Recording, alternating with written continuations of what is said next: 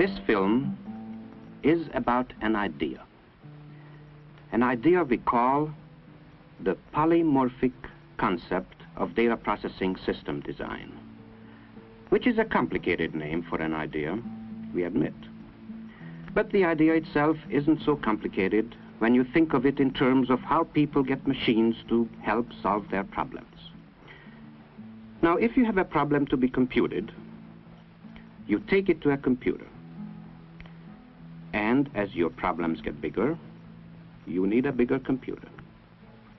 As more and more guys like you have problems to solve, they take turns on the computer, which isn't so bad if the computer is fast enough, which it can be if it is big enough and expensive enough. But as the number of guys and the number of problems increase, the machine gets huge. Isn't that a waste? Because while one guy is using the computer to solve an easy problem, which may only be taking 1/1000th of the computer, everyone else has to wait. Unless you spend still more money and buy a still bigger computer.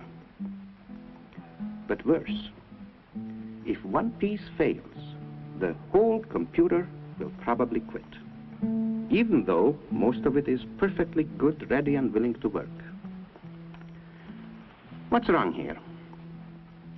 To start with, if you look inside, you see that it isn't just one solid hunk of computer, but a lot of individual parts and circuits which each have specialized functions.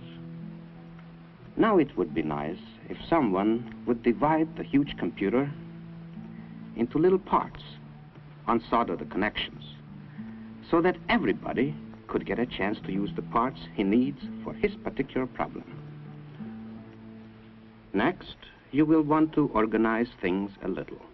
Not in the usual way, where the brainy computer part not only supervises everything, but also insists on doing a large share of the detailed work. What you want is more delegation, a more easygoing, cooperative relationship between all the parts so that they can associate freely and directly with one another and in various ways. Isn't this a lot of fun? Actually, of course, the electronic boxes don't move. You just make a nice, flexible, automatic switchboard connection like the telephone company does. That way, the computer boxes, the real brains of the system, don't have to waste their time and talents acting like telephone operators, trying to handle every single message personally. They can stick to computing and let the other boxes do the detailed work, such as remembering large number of facts or sending messages from one box to another or carrying out simple logical routines. And so, each computer box doesn't have to be so big now. This is distributed control, distributed memory, distributed arithmetics, distributed everything. And it makes sense, because now more than one guy can be using the system at the same time to solve a number of easy problems. And when those occasional crash problems come along, your system can reconnect itself in a matter of microseconds to get the big, urgent jobs done, as well as an ordinary, giant computer could do them. And if one box quits, it's no great catastrophe. The system just automatically switches the job to another box. If you find yourself getting the busy signal too often, you buy more of exactly the kind of boxes you need.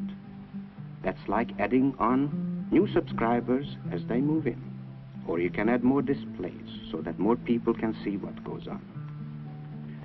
Suppose your problem calls for a lot of detailed work to do most of the time. Then you buy boxes to give you all the memory or messenger service or whatever else you need. On the other hand, if your problems are mostly heavy-duty brain work, you can load your system up with computer boxes. When you really need it, and can prove you need it, you can put together a big system, or even a really, really big one, without over-investing early, or throwing anything away, or starting from scratch again. So you save money. And all the while, you have better reliability and multiple use and better access. You can even switch together two complexes, or three, or four, like a nationwide telephone system. Or you can connect in one of those ordinary giant computers as a subscriber if you go for super systems. And this doesn't mean that you end up with one big party line. You can keep some of the lines private by opening a few switches permanently, so that certain information won't be available to nosy subscribers.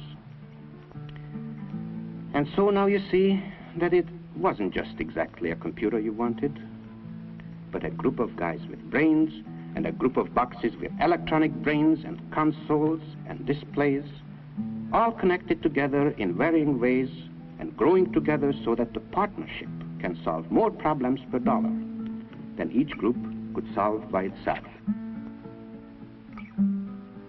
And this is all there is to the data processing concept known as polymorphic, many-shaped, or multiple mode, or the matrix concept, or maybe just the common sense switchboard idea in data processing systems.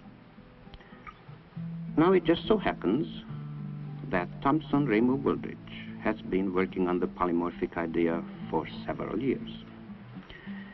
And, in case you hadn't already guessed, we have built the first actual polymorphic system. If you're interested, let us know.